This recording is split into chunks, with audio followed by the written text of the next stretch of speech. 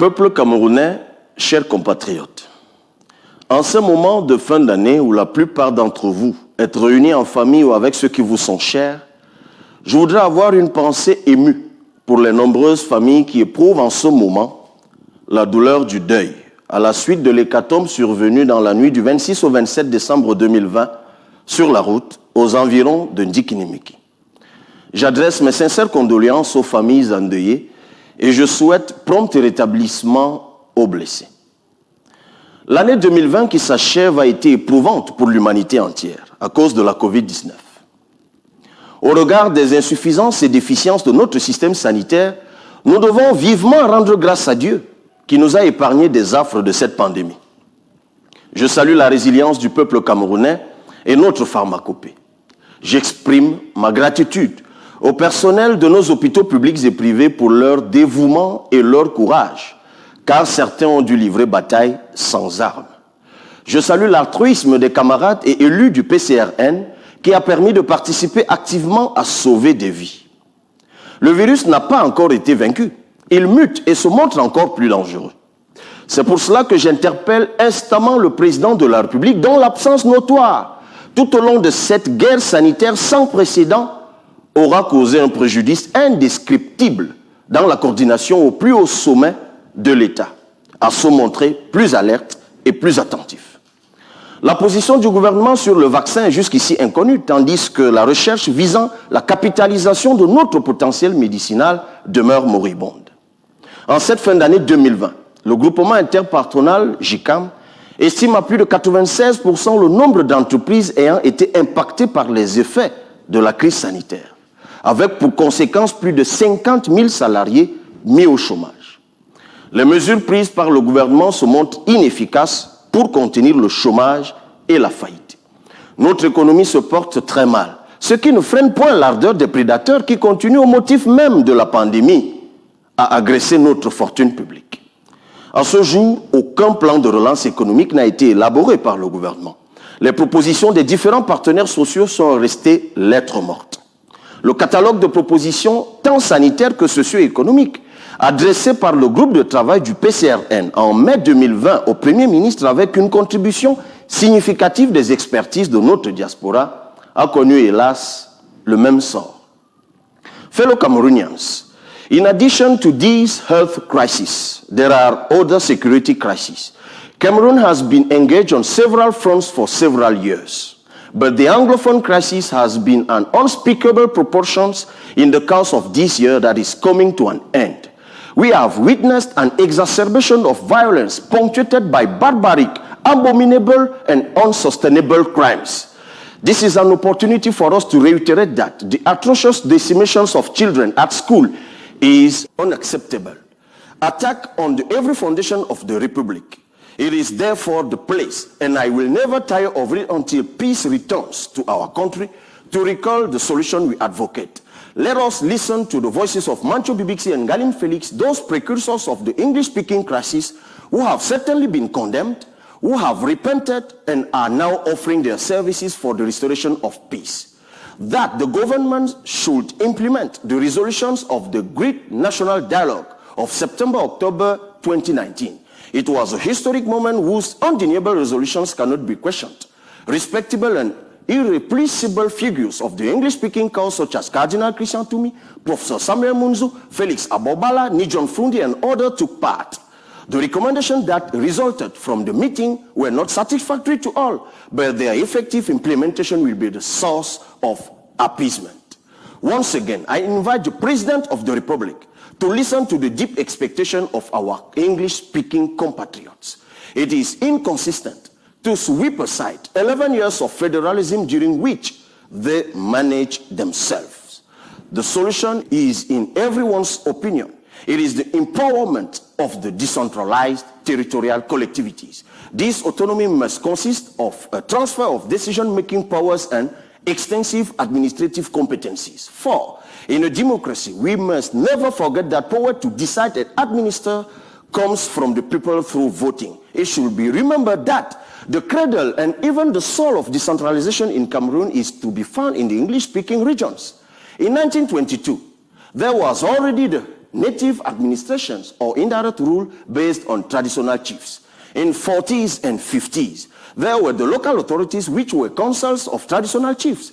Is it these local authorities that became between 61 and 74 the local councils, while municipalization only began in French-speaking East Cameroon with the creation of the mixed urban councils of Wouri and Yaoundé in 1941. There is, and it is not insignificant, a 19-year experience differential under Franco-British domination. Permettez-moi ici de m'incliner devant la bravoure de nos forces de défense et de sécurité qui font montre d'une abnégation et d'un courage remarquables, allant jusqu'au sacrifice suprême. Je leur renouvelle notre indéfectible soutien. Du moins gradé au plus gradé d'entre vous, n'en doutez point, les Camerounais vous sont éternellement reconnaissants. Je saisis l'opportunité de rappeler que le PCRN, dont j'assure la présidence, entend réconcilier les Camerounais du nord au sud, de l'est à l'ouest, sans distinction ni clivage aucun, en vue de construire une véritable communauté nationale, au sens du fédéralisme communautaire que nous promouvons comme forme adaptée du futur État camerounais. Camerounaises, Camerounais, je prends l'engagement de me dévouer à conduire notre patrie vers l'accomplissement abouti de sa souveraineté. Le 26 décembre 1945 et le 26 décembre 1959 sont deux dates qui résonnent encore dans nos mémoires comme des bornes de carcans historiques dont il faut poursuivre le déplacement avec méthode et clairvoyance. Pour ce faire, tenons-nous prêts pour l'alternance. L'ordre gouvernant, malgré les apparences, est à bout de souffle. Je suis aujourd'hui bien placé dans ma posture de député de la nation, votre mandataire, pour mesurer l'ampleur de la décrépitude. Certains d'entre eux ont encore, sans doute, la volonté. Mais leur système est irrémédiablement englué dans ses propres ambiguïtés. Un an seulement après l'avènement de la loi portant code des collectivités territoriales décentralisées, loi votée dans le prolongement du grand dialogue national et qui prescrit un saut décisif vers l'autonomie des collectivités par l'octroi de 15% au moins des recettes de l'État au financement partiel de celles-ci au titre de la dotation générale de la décentralisation, le pouvoir, malgré nos cris d'orfraie, s'est entêté à faire voter une loi de finances qui consacre le statut quo ante. Une telle inertie au moment même où adviennent les conseils régionaux dénote au mieux de l'absence de volonté politique, au pire, de la volonté manifeste de nuire aux Camerounais. Le pouvoir s'agrippe désespérément et frénétiquement à ses propres mensonges, en donnant d'ailleurs parfois l'impression d'y croire.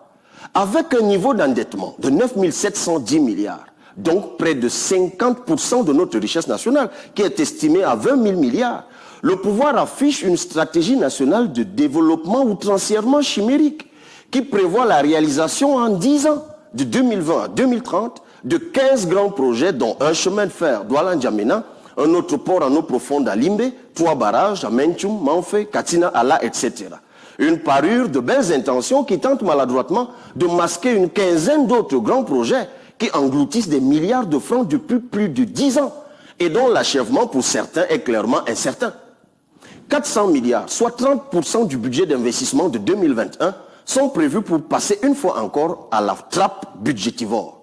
Au PCRN, nous savons que ce saupoudrage est hasardeux et inutilement dispendieux. Nous aurions procédé autrement. Suivant un cap rigoureux et stratégique, le Cameroun doit procéder à un recouvrement de recettes propres d'au moins 25% de sa richesse nationale, soit 5 000 milliards. En dehors de l'endettement et des dons, bien sûr, 45% de ces recettes devraient être consacrées à l'investissement dans des secteurs prioritaires autour desquels se créent des écosystèmes productifs. Par exemple, 500 milliards devraient être dévolus par an à l'agriculture afin de créer des complexes agro-industriels dans les communes propices, puisque nous disposons de 17 millions de terres arables dont moins de 10% sont exploitées. Plutôt que de plafonner l'entretien routier à 50 milliards, comme ils l'ont fait, 400 milliards devraient servir par an au bitumage de 1000 km de route. Plutôt que des surfacturations extraordinaires de 450 milliards pour un barrage de 211 MW en construction depuis plus de 10 ans à Menvelé, 500 milliards doivent être provisionnés par an pour un objectif de 500 MW selon les standards internationaux et barèmes en la matière. Chers compatriotes, j'en prends à nouveau l'engagement. Je me battrai jusqu'au bout de mes forces pour qu'il y ait un changement de cap et je compte sur vous. Et ce changement est d'ailleurs déjà visible dans les communes gérées par le PCRN. En guise d'exemple, et malgré une prise en main intervenue dans un exercice budgétaire entamé en mars 2020, 22 lampadaires solaires, 22 bornes fontaines réhabilitées, le gravillonnage du centre-ville sont autant de choses visibles dans la commune de Nkondiok, dans l'Unkam. La réfection de la route Bafang-Nkondiok n'est pas en reste. À Mesondo, dans le Nyon-Ekele, la réhabilitation de la voirie urbaine et rurale, l'éclairage public, la réfection de 25 bornes fontaines dans 25 villages sont des réalisations palpables. À Ezeka, la rénovation de la voirie urbaine, la création d'un marché, l'assainissement d'un autre, la professionnalisation du service communal et la mutuelle communale de santé sont des actions comptables. Nous montrons que nous méritons la confiance des Camerounais. Camerounaises, Camerounais. Il y a quelques semaines à peine se tenaient les élections régionales qui donnaient l'occasion à notre pays de marquer une avancée considérable dans le processus de décentralisation. Le PCRN a pris part à ces élections pour accompagner la concrétisation de l'une des résolutions majeures du grand dialogue national, considéré comme un commencement de retour à la paix dans les deux régions d'expression anglaise de notre pays. Car la mise en place du statut spécial passait inéluctablement par la tenue des élections régionales. C'est donc l'occasion de rappeler à tous ceux qui ont eu l'honneur d'être élus la responsabilité qui est désormais la leur. La paix, dès maintenant, dépend aussi de vous. Toutefois, au regard de la moyenne d'âge des exécutifs régionaux et à la prise en compte du genre, la configuration de ces exécutifs est un impair à l'égard des jeunes et des femmes. À l'Assemblée nationale, où nous n'avons pas la faveur du nombre, nous nous évertions, comme vous avez pu le constater, à avoir la faveur de la pertinence. Je souhaite que la confiance à nous accordée aille crescendo jusqu'à l'accession à la magistrature suprême par le PCRN. Je m'engage donc dès janvier 2021 à accélérer l'imprégnation idéologique et l'éducation citoyenne, notamment par les campagnes d'inscription sur les listes électorales, avec la participation active de notre diaspora, en vue de la solidification de la citoyenneté et de l'engagement militant. Il est donc venu le moment pour moi de vous adresser mes vœux de santé, de paix et de prospérité à l'occasion de cette année nouvelle. Bonne et heureuse année 2021. Que Dieu bénisse la République du Cameroun.